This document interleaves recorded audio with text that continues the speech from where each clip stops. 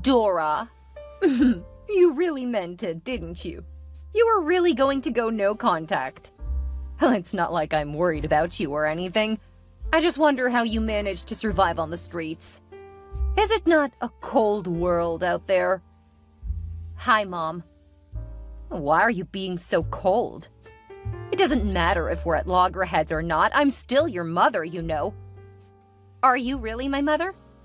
A woman who's keeping her daughter away from her father is not fit to be called a mother. How old are you again?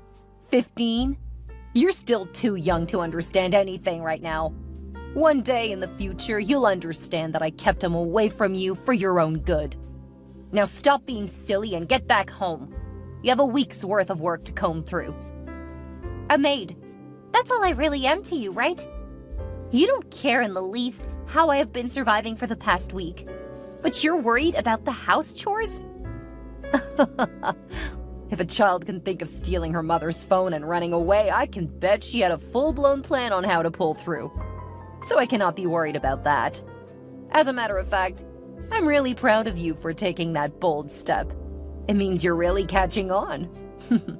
Oh, for what it's worth, I am a really great teacher.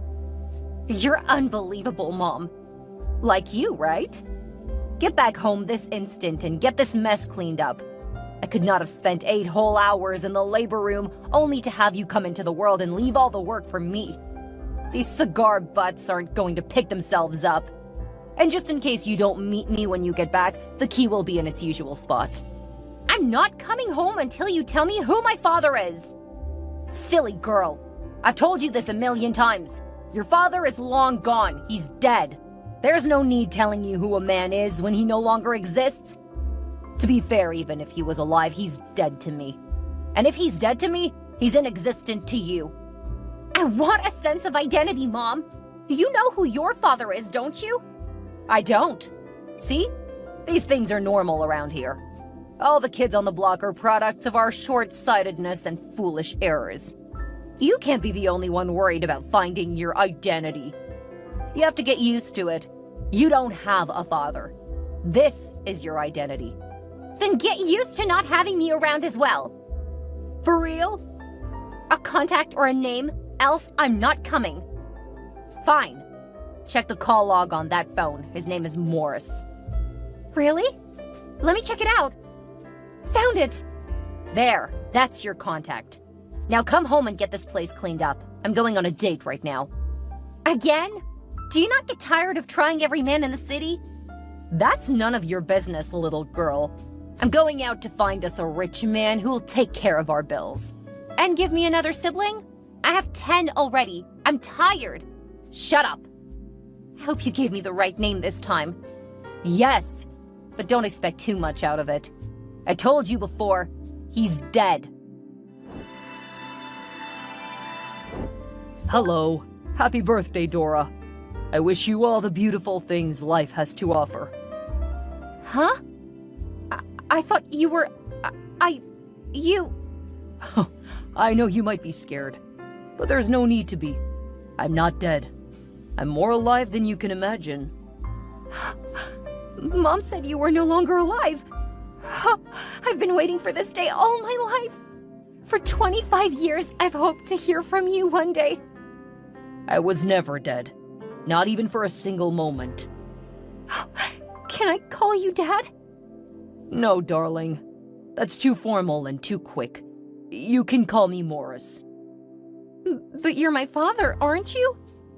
That silence. I know it too well. You're not my father, too? No, dear, I'm not. I was scared, you know.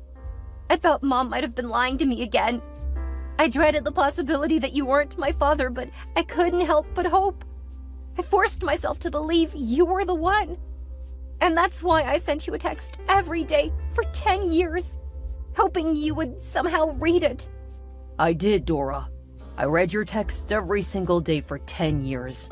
And I am really proud of your determination, my beautiful lawyer. Why did you never text me back then? You always received my messages, but you never seemed to read them. I really thought you were dead. I did not want to dash your hopes or hurt your feelings. And I did not want you to stop sending those messages either. So why did you do it? You see, that very day you sent your first text was the day I lost my only daughter. Wow, I'm so sorry. Oh, you don't need to be. You were my compensation. Your texts every day gave me a reason to hope. You made me feel like my Zara was still there. Oh, I'm still so confused. Oh, it's understandable. Ask me anything. I'll tell you everything you need to know. Why did Mom give me your number when she knew you were not my dad? I guess it was because I was just recently involved in a fatal accident that claimed my left leg. I'm sure she thought I was dead. Okay, so... But is there no way you could be my father? Truth be told, I did have a fling with Anita. But being a man of integrity, I ran a DNA test to confirm your paternity when she brought it up. And? It was negative. I even have proof. No! I really thought I'd found my father. I know. You've told me a whole lot about your dream of having him walk you down the aisle. I might have to give up on that dream now. My wedding is in 3 months. I'm sorry that I'm not your biological father, but I am willing to help you look for him. Really? Yeah, I believe he is alive. I've even been compiling a long list of men I know of that could potentially be your father. That was going to be my gift to you today. OMG, that's... I don't know what to say. 7 Bentonor Drive, the last floor. That's my restaurant. Let's meet up, okay? Okay. You lying, cheating scumbag! What? Watch your tongue, young woman! You told me Morris was dead! You told me he was my father! Okay. What do you mean, okay? You lied to me! Again! Ugh, what does it matter? It's not like it would change anything if you knew who your father is. How can you even say that? I want to know who my father is, Mom.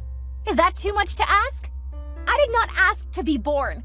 Why do I have to be the one struggling for an identity when you keep jumping from one rich man's bed to the other? So let me get this straight. You just called to insult me. My wedding is in 3 months, Mom. I want my father to walk me down the aisle. I was going to do it with Morris's photograph because I thought he was my father. But now that I know he's not, I just really want to find my father. Come to the house. We can talk this out. Talk? I don't want to talk anymore. What do you want to tell me? That I should get used to being fatherless? That I should take it lying down just like the other kids on the block? That's old news. I cannot come all the way there for nonsense. Then I cannot help you. What? I can't help you.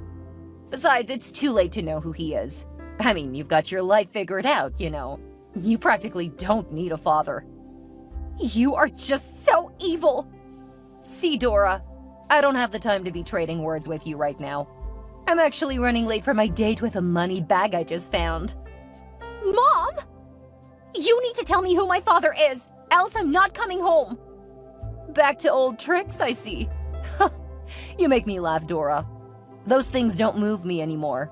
I literally have 11 other children to fall back to. You're the least of my worries. Okay, fine. Then you cannot come to my wedding. What did you say? You are uninvited. You do not deserve to share in my joy. OMG, Dora. How much more desperate can you get? What do I have to gain from being in your broke-ass wedding? You're getting married to a nobody. I cannot be found in such gatherings. I hate you! I have to rush on my Tinder date right now.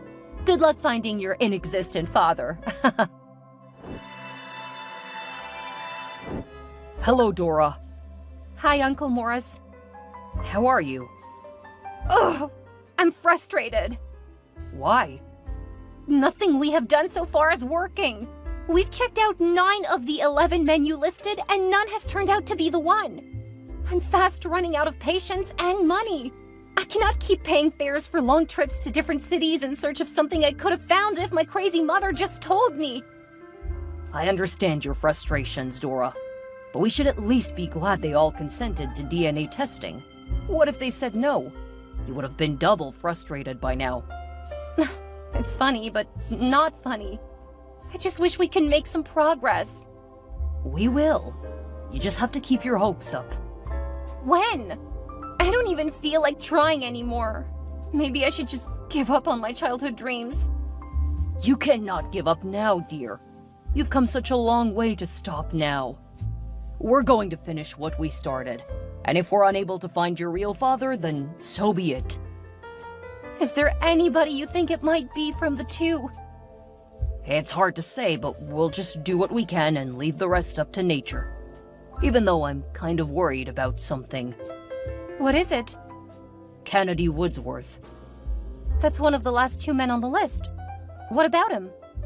I doubt he'll consent to taking a test. Why? Who would reject the idea of finding his lost child? Well, a man who doesn't need one would. And Kennedy is one of such men. We used to be friends back in the day. Best of friends, even. But our friendship grew sour when Anita came between us. Okay.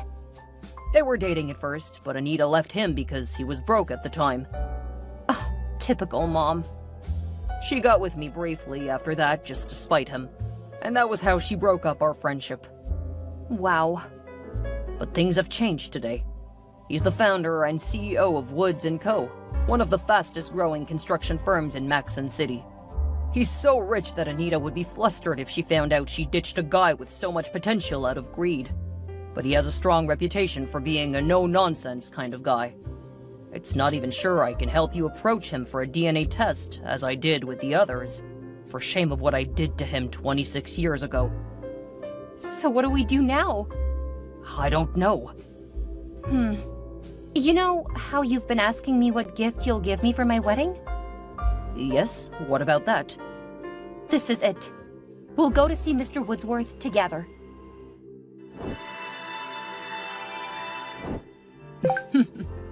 Hi, Dora. Happy wedding day. I would have asked how the wedding was getting along, but I don't really care. Guess what happened? I ignored your uninvitation and came to your wedding anyway. Even though you changed the venue just to get away from me. But that's not even the best part. You'll not believe who I came with. Kingston McAlery. You should know him. He's the CEO of G-Way Automobiles, and most importantly, the new man in my life. Oh, I'm sure you can't relate to all this luxury. That's why you're not replying to my texts, huh? I told you I'm still young and attractive. I can get any of the rich men that I want. I would have said that I can also steal your husband, but there will be no need for that because he's a broke dumbass. Well, not to worry. You'll see me on the dance floor in a bit. Why are you not responding? Oh, the wedding is already on. Let's see what we have here, shall we? Oh, this is definitely more lavish than I was expecting. Actually, it's really exquisite. Dora, are you sure you did not lie to me that your husband was an accountant? Oh, you finally got someone to walk you down the aisle. I'm pretty sure they're dumb broke asses as well. You even got 2 men to walk you down the aisle. What do I see? Oh, Morris? I told you you could only get broke men to work with you. This one's not just broke, but with a broken leg too. See him limping and resting on his clutches. You're practically the one walking him down the aisle. And who's the other one? Is that Kennedy? What is he doing here? How dare you, you ungrateful imp! Excuse me? You found Kennedy and you didn't think to tell me? That's a little demanding, don't you think? I'm an adult, married woman now. You don't think I'll be telling you everything I do you? I think this is all my fault. The reason you're still able to text me and talk rubbish is because I haven't blocked you on all platforms yet. You cannot even do that! Wanna bet? I'll do it now, and 1,000,000 times over if I have to. You were wicked and selfish and materialistic to the point that you did not care at all what impact your stupid actions had on me or any of my siblings. You cannot speak to me in that tone of voice, young lady. Oh, but I can, because you deserve to be spoken to that way, and even worse. You're not a mother and should not be regarded as one. That is not for you to decide, Dora. I brought you into this world. I call the shots. You did, but not anymore. I have finally found my real father. My childhood dream of having my father walk me down the aisle came true. Only I had it even better. I had 2 fathers walk me down the aisle yesterday, and it was the most glorious thing I've ever experienced. Though I was somewhat hurt by the fact that Uncle Morris was more of a father to me in 3 months than you've been a mother all my life. But does that matter anymore? Shake my head. Not really. I also got to marry the man of my dreams. My life is going great, and you do not have a part in it. That's unfair. No. Unfair is you abandoning the father of your first child simply because he was broke. He could not give me the $1 million I needed then for my cosmetic procedure. He didn't want me to be in the trend like all the other ladies. Can you blame me for wanting what I want? So I had to dump his sorry ass. It will shock you to know that his ass isn't so sorry anymore. Huh? He's now massively wealthy and owns different 13-figure earning companies globally. What? How? It can't be. Kennedy cannot be more than a hotel janitor. He didn't even get a college degree. Well, we can say the tables have turned. You know the new hall that was used for my wedding? The elegant outfits and exquisite food and decor? Those were all last-minute changes by my dad. I'm glad you stubbornly showed up at the wedding, even though I asked you not to. At least you got to see me living the new lavish life you could never have. That will teach you to be less materialistic and start working on building valuable relationships. Can you guys take me back? What did you say? Turn up the volume a bit, I couldn't hear you. I want back into your lives. Yours and Kennedy's as well. I'm really sorry for all that happened in the past. I was really stupid and foolish and... You don't have to rain abuses on yourself. If I did not know you well enough, I'd think you were genuinely sorry. But I know that every step you take is for your own selfish interests. Come on, Dora. Please have mercy on me. I'm still your mother. All your siblings have moved away now. I'm all alone. I need the money. You lost every right to be my mother the day you blatantly refused to help me find my father. You knew who he was and still kept him away from me. Because I did not want you to be affiliated with poverty. Don't you get it? I was trying to protect you. Everything I've done is for you and your siblings. But I never get the credit I deserve. Thank you, but I'm no longer interested. You can take your goodwill someplace else. Fine. Pay me then. Huh? You cannot just wake up one morning and decide to choose your father over me. You have to pay me for all the years I single-handedly took care of you. You have to pay me for all the meals you ate for free under my roof. I need a $10 million settlement. I'm sure you know that's not happening. If you don't pay me, I'll sue you. You won't be getting a dime from me or my father. You're just a creepy person. Please stay as far away from me as you can. Me? Creepy? Oh, you haven't seen creepy yet. I'll come all the way to your hotel and camp outside your room for as long as it takes for you to give me my money. You're not going to do that, Mom. You think? You've done a lot of crazy things in the past already. So I would advise you to protect the little dignity you have left. Don't make any further mistakes. You'll pay for this, Dora! You will! If you thought Anita wouldn't keep to her threats, think again. She clearly learned nothing from the events that unfolded earlier. Instead, Dora woke up the next morning to find her mother cradled up in a camp tent right in front of their honeymoon resort. The minute she set sights on her dumbfounded daughter, she held up a crazy-looking placard and continuously chanted the words, "Pay me my money!"